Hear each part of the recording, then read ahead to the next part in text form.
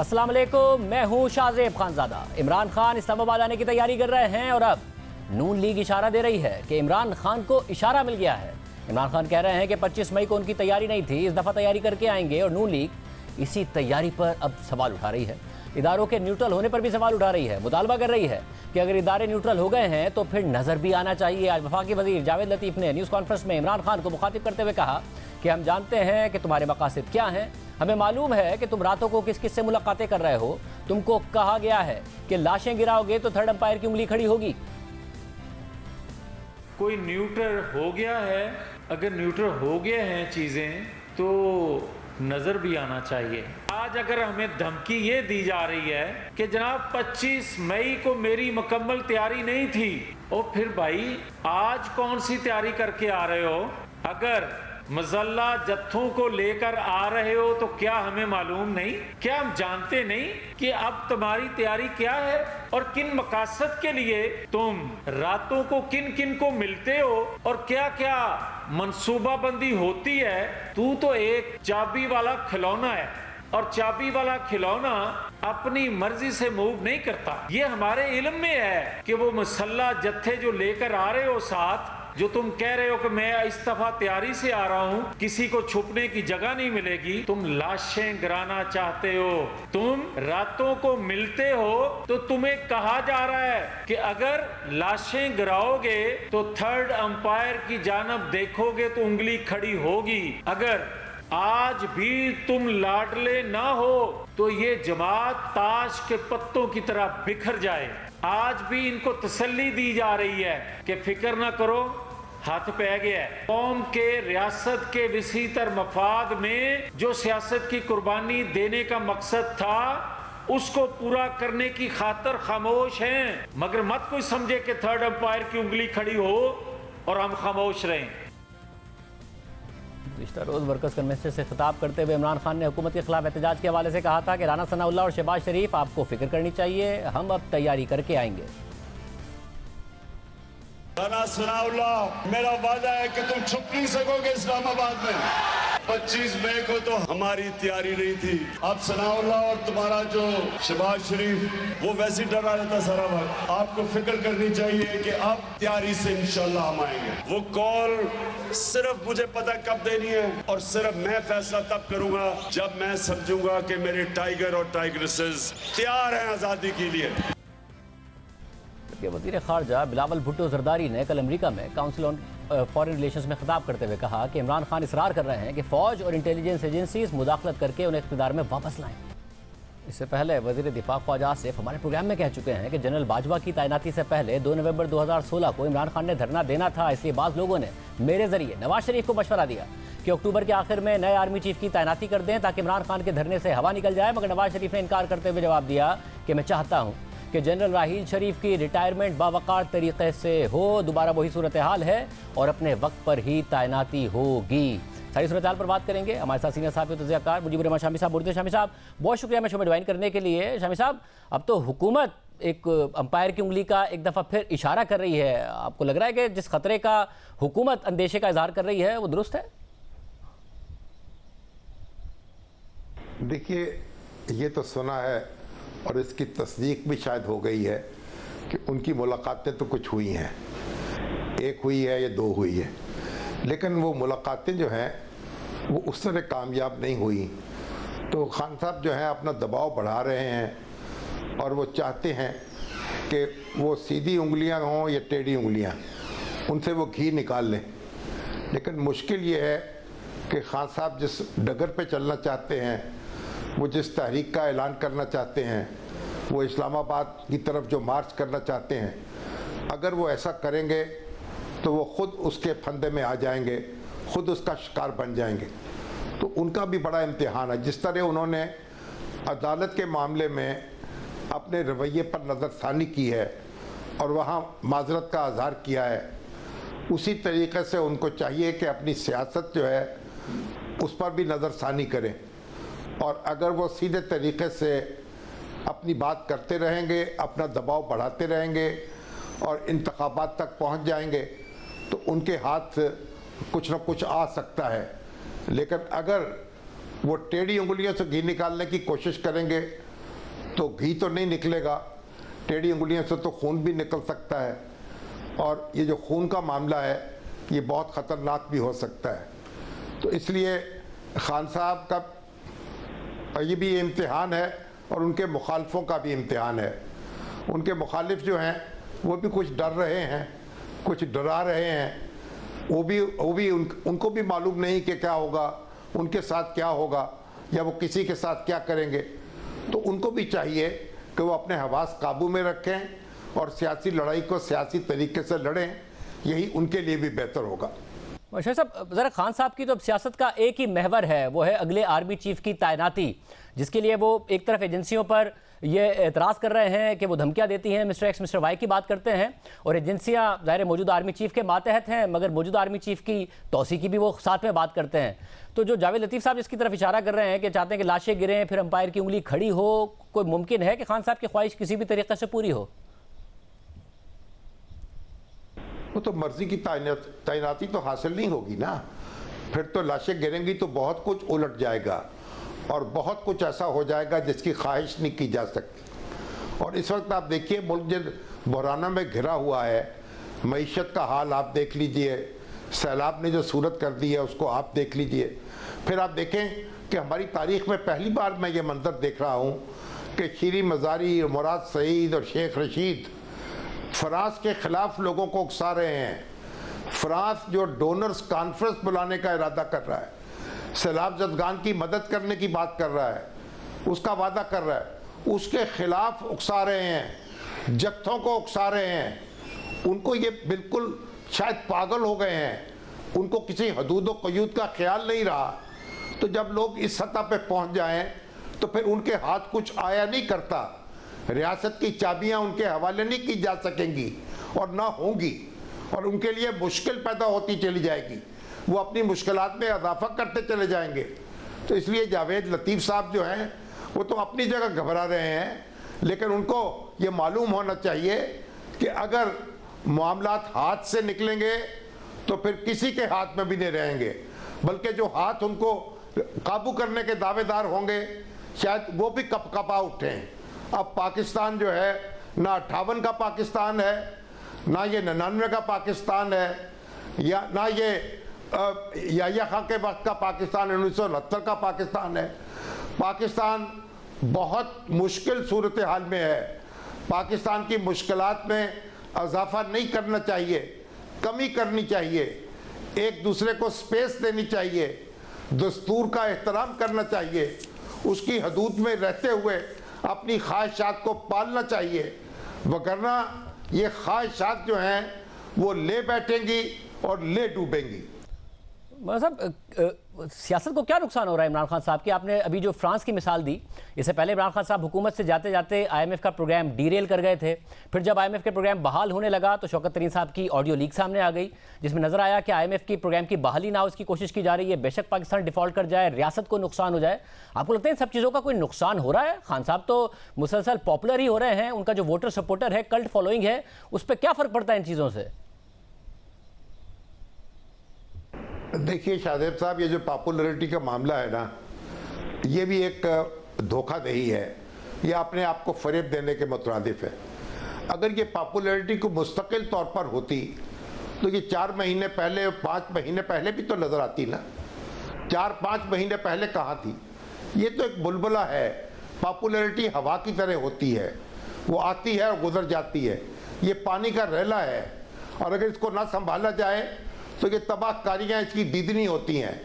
तो पॉपुलैरिटी कोई मुस्तकिल चीज़ नहीं है, और पाकिस्तान के लोग भी देख रहे हैं और मुख्तदर हल्के भी देख रहे हैं कि आपको अगर ये ख्याल नहीं है कि कहाँ इख्तलाफ के हदूद शुरू होते हैं, कहाँ ख़त्म होते हैं, कहाँ रियासत उसकी जद में आ रही है, जो बात मोहसन लगारी को मालूम है वो आपको मालूम क्यों नहीं है?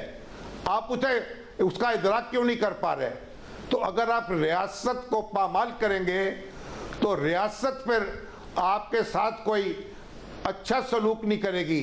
जहां सियासत के सीने में दिल नहीं होता, वहां रियासत के सीने में भी दिल नहीं होता, और इसका हम बार बार तजर्बा कर चुके हैं। और अगर किसी ने चैलेंज किया और ये रवश जारी रही तो फिर भी इसका तजर्बा हमारी आंखों के सामने होगा। बहुत शुक्रिया मुजीबुर रहमान शामी साहब का तज़िया आपने देखा। अक़वाम मुत्तहिदा की जनरल असम्बली का 77वां इजलास जारी है। अब से कुछ देर बाद वज़ीर आज़म शहबाज शरीफ खिताब करने वाले हैं। जैसे ये खिताब शुरू होता है हम आपको वो भी बराह रास्त दिखाएंगे। सैलाब के हवाले से दुनिया का फाइनली एक रद्दअमल सामने आ रहा है, पाकिस्तान की इमदाद के हवाले से रद्दअमल सामने आ रहा है, उसकी तफसीलात भी आपके सामने रखेंगे एक ब्रेक के बाद। वज़ीर आज़म शहबाज शरीफ खिताब कर रहे थे अक़वाम मुत्तहिदा की जनरल असम्बली से। वज़ीर आज़म ने दुनिया को पाकिस्तान में सैलाब की तबाहकुन सूरत हाल से आगाह किया है और कहा है कि मौसमियाती तब्दीली से तबाही ने मुल्क का 1/3 हिस्सा ज़ेर आब कर दिया है। पाकिस्तान में सैलाब से 3 करोड़ 30 लाख लोग मुतासिर हुए। 40 दिन और 40 रातों तक ऐसा सैलाब आया जैसे दुनिया ने कभी नहीं देखा था। पाकिस्तान के लोग पूछते हैं कि उनके साथ ये क्यों हुआ है। वज़ीर आज़म ने मज़ीद कहा कि मेरा दिल और दिमाग इस वक्त भी पाकिस्तान में है जो सैलाब से मुतासिर है। कोई नहीं समझ सकता कि हम किस वक्त से गुजर रहे हैं। मैं यहाँ सबको बताने आया हूँ कि पाकिस्तान किन हालात से गुजर रहा है। वज़ीर आज़म शहबाज शरीफ ने मज़ीद कहा कि 650 औरतों ने सैलाब में बच्चों को जन्म दिया है। इब्तिदाई अंदाजे के मुताबिक 40 लाख एकड़ फसल तबाह हो गई है। आलमी दर्जा हरारत में इजाफे के ऐसे असरात पाकिस्तान ने कभी नहीं देखे। ग्लोबल वार्मिंग की वजह से पाकिस्तान इस वक्त दुनिया का गर्म तरीन मुल्क बन गया है। पाकिस्तान में सैलाब से तबाही की फर्स्ट हैंड मालूमात आप तक पहुंचाने आया हूं। हकीकत यह है कि पाकिस्तान में तबाही यहाँ के लोगों की वजह से नहीं हुई है। जो पाकिस्तान में हुआ है वो पाकिस्तान तक महदूद नहीं रहेगा। जो पाकिस्तानियों के साथ हुआ है पाकिस्तानी उसके जिम्मेदार नहीं हैं। पाकिस्तान का ग्लोबल वार्मिंग में हिस्सा ना होने के बराबर है। इसलिए दुनिया से मौसमियाती इंसाफ की उम्मीद लगाना गलत ना होगा। मेरा सवाल है कि क्या हम इस बहरान में अकेले रह जाएंगे जिसके हम जिम्मेदार ही नहीं हैं। वज़ीर आज़म शहबाज शरीफ ने अपने खिताब में कहा कि हमें आज जिन मसाइल का सामना है उनकी वजह हम नहीं हैं। सेक्रेटरी जनरल अक़वाम मुत्तहिदा और इन तमाम रहनुमाओं का शुक्रिया जो इस मुश्किल घड़ी में हमारे साथ हैं। परेशानी ये है कि जब कैमरे चले जाएंगे तो हम बहरान से निपटने के लिए अकेले रह जाएंगे। इस सैलाब की वजह से तकरीबन 11 मिलियन लोग सतह गुर्बत से नीचे चले जाएंगे। वज़ीर आज़म ने मसला कश्मीर से मुतालिक कहा कि भारत समेत तमाम हमसाया ममालिक से पुरअमन ताल्लुकात चाहते हैं। खित्ते में मुस्तहकम अमन के लिए मसला कश्मीर का हल ज़रूरी है। मकबूजा कश्मीर में भारत के गैर कानूनी एकतरफा इक़दामात से अमन अमल मुतासिर हो रहा है। भारत मकबूजा कश्मीर में 5 अगस्त के गैर कानूनी इक़दामात वापस ले। वज़ीर आज़म ने यह भी कहा कि हमारे पास फंड्स और ज़रूरियात के दरमियान फ़र्क बढ़ता जा रहा है। फ़लस्तीन के मसले पर भी वज़ीर आज़म ने बात की और इसराइल से जो मज़ालिम हो रहे हैं फ़लस्तीन में वो रुकवाने का मुतालबा किया। साथ ही भारत में जो इस्लामोफोबिया है, जिस तरीके से मुसलमानों को टारगेट किया जा रहा है, उस पर शदीद तनकीद की। कश्मीर में जो मज़ालिम ढाए जा रहे हैं उस हवाले से भी आवाज़ उठाई गई। वज़ीर आज़म ने यह खिताब किया है और पाकिस्तान में सैलाब से होने वाली तबाही के बाद अब बिलाखिर 4.5 माह बाद बैनुल अक़वामी इदारे और आलमी ताकतें पाकिस्तान में मौसमियाती तब्दीलियों से होने वाली तबाही और इसके मुआशी नुकसानात का न सिर्फ एतराफ़ कर रहे हैं बल्कि इमदाद का भी इशारा दे रहे हैं। इस हवाले से अक़वाम मुत्तहिदा की जनरल असम्बली के हालिया इजलास ने अहम किरदार अदा किया है, जिसके आगाज़ में पहले अक़वाम मुत्तहिदा के सेक्रेटरी जनरल ने अपनी तकरीर में पाकिस्तान में हालिया सैलाबों से होने वाली तबाही का जिक्र किया और कहा कि मैं खुद हाल ही में देख कर आया हूँ कि 1/3 मुल्क शदीद मानसून में डूबा हुआ है। जबकि इसी सेशन के दौरान अमरीकी सदर जो बाइडन ने भी पाकिस्तान में सैलाब से होने वाली तबाही का जिक्र किया और कहा कि पाकिस्तान को मदद की ज़रूरत है। इससे पहले आज अमरीकी टीवी ब्लूमबर्ग को दिए गए इंटरव्यू में वज़ीर आज़म शहबाज शरीफ ने कहा कि पाकिस्तान को वबाई अमराज और दीगर ख़तरे लाहक हैं, जबकि पाकिस्तान जिस मदद की अपील कर रहा है और बदले में जो मिल रहा है उसमें बहुत फ़र्क है। इंटरव्यू में उन्होंने मज़ीद कहा कि हमने यूरोपीय ममालिक और दीगर लीडरान से कहा है कि हमें पेरिस क्लब के ममालिक से कर्ज़ की अदायगी मुअत्तल करने में मदद करें। अगर हमें अभी मुनासिब रिलीफ नहीं मिलता तो दुनिया कैसे सोच सकती है कि हम अपने पैरों पर खड़े हो सकेंगे। ये बिल्कुल नामुमकिन है। पाकिस्तान का माहौलियाती आलूदगी में किरदार 1% से भी कम है, मगर मुतासरीन में पाकिस्तान टॉप 10 ममालिक में से एक है। वज़ीर ख़ारजा बिलावल भुट्टो ज़रदारी ने भी काउंसिल ऑन फॉरेन रिलेशन से बात करते हुए कहा कि अपने लोगों के लिए इमदाद की नहीं बल्कि इंसाफ की बात कर रहे हैं। दूसरी जानिब वज़ीर ख़ज़ाना मिफ्ता इस्माइल ने जियो न्यूज़ को बताया कि उन्होंने वज़ीर आज़म के हमरा IMF के MD से मुलाकात की है और उनसे शराइत में नरमी और कर्ज़ की अगली किस्त के हुजूम को बढ़ाने पर बातचीत की है। वज़ीर आज़म पाकिस्तान के साथ हमने IMF की MD से मीटिंग करी है। उनसे कहा है कि कुछ शराइत नरम करो, जिस पे उन्होंने इकरार का इजहार किया है। उनसे कहा है कि जो अगले ट्रांच देंगी पैसों की उसकी ट्रांच की उसको बढ़ा दें हजम को, उस पर भी वो एग्री हुई हैं। लेकिन काफ़ी अभी उसमें बातचीत बाकी है। वर्ल्ड बैंक से भी ये बात हुई है। वर्ल्ड बैंक वालों ने आज सुबह मेरी और भी बात हुई है वर्ल्ड बैंक से, तो मज़ीद इंशाअल्लाह ताला इस साल में हम 2 बिलियन तक वर्ल्ड बैंक से ले लेंगे। इस वक्त प्राइम मिनिस्टर साहब का निकलना और मेरा निकलना बहुत मुश्किल था और हम प्राइम मिनिस्टर साहब मुझे फिर भी कह रहे थे कि मेरा दिल नहीं हो रहा जाने का। लेकिन मैं सच बताऊँ आपको कि ये जो मीटिंग्स हुई हैं, फ्रांस के सदर से मीटिंग हुई है, स्पेन के वज़ीर आज़म से मीटिंग हुई है, आज जापान के वज़ीर आज़म से मीटिंग है, IMF की MD से मीटिंग है, वर्ल्ड बैंक के सदर से मीटिंग हुई, ये बहुत ज़्यादा ज़रूरी मीटिंग थी। इसीलिए प्राइम मिनिस्टर साहब तशरीफ़ लाएँ और मैं इनके साथ आया हूँ।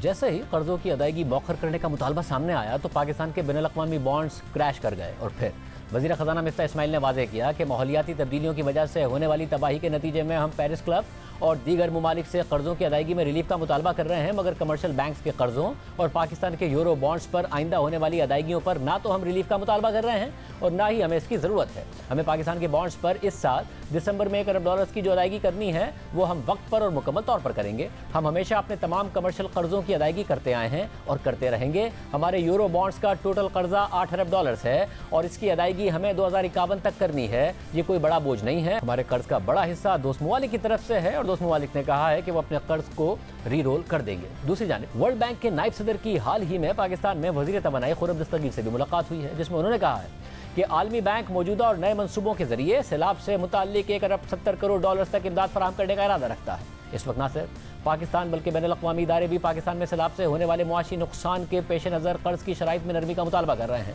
इस हवाले से अक़वाम मुत्तहिदा डेवलपमेंट प्रोग्राम ने हाल ही में एक पेपर लिखा है। इस हवाले से फाइनेंशियल टाइम्स की खबर के मुताबिक अक़वाम मुत्तहिदा का पॉलिसी मेमो, जिसे रवा हफ्ते ही अक़वाम मुत्तहिदा का तरक्याती प्रोग्राम पाकिस्तानी हुकूमत के साथ शेयर करेगा, उसमें मौक़िफ़ इख्तियार किया गया है कि हालिया तबाहकुन सैलाबों से जो इंसानी इमरजेंसी पैदा हुई है उसके बाद पाकिस्तान की आलमी कर्जों की अदायगियों को मुअत्तल कर देना चाहिए और कर्जों को रिस्ट्रक्चर करना चाहिए। फाइनेंशियल टाइम्स के मुताबिक अक़वाम मुत्तहिदा के तरक्याती प्रोग्राम ने यह तजवीज़ दी है कि पाकिस्तान को अपने कर्ज दहिंदगान से कर्जों के रिलीफ से मुतालिक मुज़ाकरात करने चाहिए ताकि माहौलियाती तब्दीली की वजह से पैदा होने वाले बहरान पर काबू पाया जा सके। फाइनेंशियल टाइम्स के मुताबिक पाकिस्तान को जो सबसे बड़ा कर्ज देने वाला मुल्क है वो चीन है और बेल्ट एंड रोड प्रोजेक्ट के जरिए पाकिस्तान पर $30 अरब से ज़ायद की रकम वाजिबुल अदा है। इसी तरह जापान, फ्रांस, वर्ल्ड बैंक और कमर्शियल बॉन्ड होल्डर्स को भी पाकिस्तान ने पैसे देने हैं। फाइनेंशियल टाइम्स के मुताबिक अक़वाम मुत्तहिदा के तरक्याती प्रोग्राम के मेमो में बहस की गई है कि कर्ज दहिंदगान को पाकिस्तान के लिए कर्जों के रिलीफ से मुतालिक सोचना है ताकि पाकिस्तान कर्जों की अदायगी के बदले सैलाब की तबाहकारियों पर तरजीहाती बुनियाद पर वसाइल लगा सके। मेमो के मुताबिक पाकिस्तान पर जो वाजिबुल अदा रकम है उसे फौरी तौर पर मुअत्तल किया जा सकता है ताकि पाकिस्तान के लिए डिजास्टर रिस्पॉन्स से मुतालिक फिजिकल स्पेस पैदा हो। सिर्फ यही नहीं, अक़वाम मुत्तहिदा के मेमो ने यह तजवीज़ भी दी है कि कुछ कर्जों से मुतालिक रीस्ट्रक्चरिंग या डेट स्वैपिंग की जा सकती है और इसके बदले पाकिस्तान उस रकम को मौसमियाती तब्दीलियों से बचाव के इंफ्रास्ट्रक्चर पर खर्च करे। सैलाब से पाकिस्तान को कुल कितना माली नुकसान हुआ है इसका हतमी तखमीना लगाया जा रहा है जो 30 सितंबर तक मुकम्मल होने का इम्कान है और ये सिर्फ सैलाब से अब तक होने वाले मुआशी नुकसान का जिक्र है, जबकि इसका इंसानी और जानी नुकसान भी तवक्कात से कई गुना ज़्यादा है। सिंध में पानी की सतह में तो आहिस्ता आहिस्ता कमी आ रही है, लेकिन सैलाब मुतासरीन की आजमाइश में कमी के बजाय मजीद इजाफा हो रहा है। सिंध में सैलाब से मुतासर इलाकों में जिल्द, मैदे और सांस की बीमारियों में मुसलसल इजाफा हो रहा है, जहां गुज़िश्ता 24 घंटों में इन बीमारियों से मजीद 10 अफराद इंतकाल कर गए हैं, जबकि सिंध के फ्लड रिलीफ कैंप्स में गुज़िश्ता 24 घंटों में 79,556 मरीज लाए गए हैं। सिंध के महकमा सेहत की हालिया रिपोर्ट के मुताबिक गुज़िश्ता 24 घंटों में सूबे भर के इन मेडिकल कैंप्स में डायरिया के 14,653 नए मरीज आए, जबकि जिल्द की बीमारियों के 14,364, मलेरिया के 796 और डेंगू के 53 नए केसेस रिपोर्ट हुए, जबकि इन वबाई बीमारियों से जुलाई से लेकर अब तक 300 से ज़ायद अफराद जाबाहक भी हो चुके हैं। दूसरी जानिब एनडीएमए की रिपोर्ट के मुताबिक मुल्क भर में 14 जून से लेकर अब तक सैलाब और बीमारियों से 1596 अफराद हलाक और 12,863 अफराद जख्मी हो चुके हैं। प्रोग्राम में शामिल करें।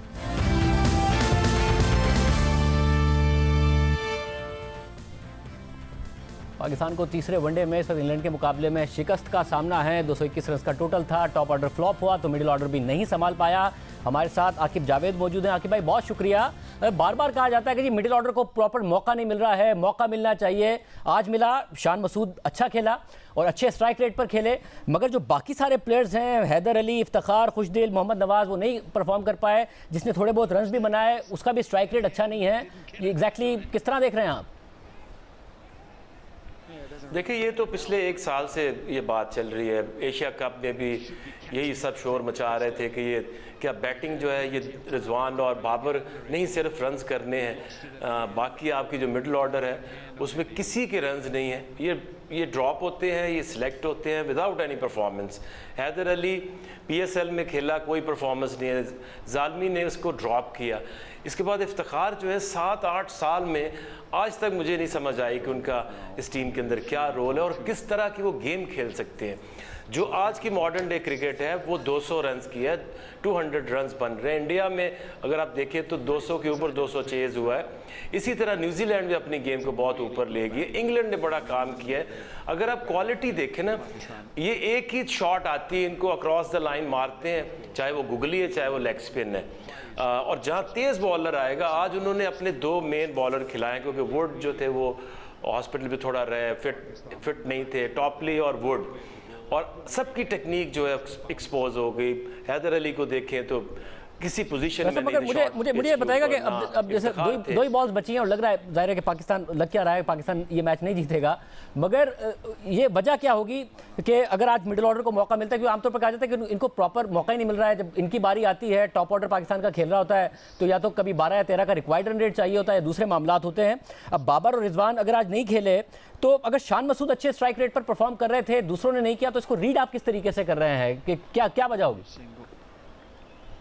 देखिए, टेक्निकल प्रॉब्लम है। शान की अगर टीम में वापसी हुई है तो उसने जाके इंग्लैंड में खुद अपने खर्चे पे जाके उसने पावर हिटिंग सीखी है, उसने इस क्रिकेट को सीखा है, 2 PSL में टॉप रन गेटर रहा है, इस साल का वो सेकंड हाईएस्ट रन गेटर इन T20 क्रिकेट। ये तो एक रीज़न होनी चाहिए आपकी टीम में वापसी। लेकिन ये जो प्लेयर्स हैं, जो हैदर अली की क्या परफॉर्मेंस है जिसके ऊपर उसको वापस लाएं, जब तक आप सही लोगों को ट्रेंड करके नहीं लाएंगे, ये फिर आप इनको ड्रॉप करेंगे, आप नीचे जाएंगे, आपके पास ऑप्शंस नहीं है, क्योंकि आपने नीचे कोई काम नहीं किया। आपकी ये टीम ने कभी टूर नहीं किया जो मैंने रीसेंट पास में देखा। बाकी सारे मुल्कों की टीमें, अभी भी न्यूजीलैंड की जो टीम है वो इंडिया में खेल रही है, इसी तरह वो ए टीम बनाते हैं, उसको 2-3 साल में रेडी करते हैं। अब तो कुछ नहीं हो सकता, बस अभी अगर आइडेंटिफाई करें। PSL में एक हमें नजर आती है कि पाकिस्तान में PSL होता है, अभी पाकिस्तान हार भी गया मैच। आप लाहौर कलंदर जो है वो इतना ज़्यादा टैलेंट के हवाले से, प्रमोट और ग्रूम करने के हवाले से, क्या टैलेंट आपको नहीं नजर आ रहा है कि अगर ये प्लेयर्स नहीं है तो इनकी जगह कोई प्लेयर्स हो? अब तो खैर वर्ल्ड कप ही हमारे सर पर है। इंग्लैंड तो हमें नजर आ रहा है कि अपनी बॉलिंग में भी वो एक्सपेरिमेंट कर रहा है, वर्ल्ड कप के लिए अपने आप को तैयार कर रहा है। कल टॉस जीत के भी उन्हें पता था कि पाकिस्तान अच्छा चेस करता है, उसके बावजूद उन्होंने पहले बैटिंग की, हर तरीके से एक्सपेरिमेंट कर रहे हैं। पाकिस्तान में नहीं है आपके ख्याल में कोई गुंजाइश ऐसी? अब यही टीम है और मिडिल ऑर्डर का मसला रहेगा हमें। देखिए, इस एशिया कप में भी इनको उसको सिलेक्ट करना चाहिए जो PSL में मोस्ट वैल्यूएबल प्लेयर होता है। शुएब मलिक जब आता है खेलने तो सारी टीमें देखती हैं कि इसको आउट करो वरना ये मैच ले जाएगा। अब अगर आपके पास उससे बेहतर 4 नंबर पे या 5 नंबर पे प्लेयर नहीं है, तो आपने ज़िद में इसलिए उसको नहीं खिलाना कि उसकी उम्र 40 साल हो गई है या उसका नाम शुएब मलिक है। उससे बेहतर आपके पास अभी भी कोई ऑप्शन नहीं। और आप देखिएगा, ये जैसे सीरीज़ ख़त्म होगी, आपकी वर्ल्ड कप की टीम जो है वो चेंज होगी, क्योंकि इसके साथ आप ऑस्ट्रेलिया जैसी पेस और बाउंस जहाँ पे होता है, इनकी टेक्निक वैसी नहीं है कि वहाँ पे ये परफॉर्म कर पाए। बहुत शुक्रिया कि जावेद इस हवाले से कह रहे थे कि मिडिल ऑर्डर का मसला है, टेक्निक में मसला है, परफॉर्म नहीं कर पा रहे हैं। आज मौका मिला था, बाबर और रिजवान तो तकरीबन हर मैच में ही परफॉर्म करते हैं। आज मौका था मिडिल ऑर्डर के लिए, मगर वो परफॉर्मेंस नहीं नजर आई है। पाकिस्तान हारा है, सीरीज़ 2-1 हो गई है। आज प्रोग्राम में इतना ही, इजाज़त दीजिए, अल्लाह हाफ़िज़।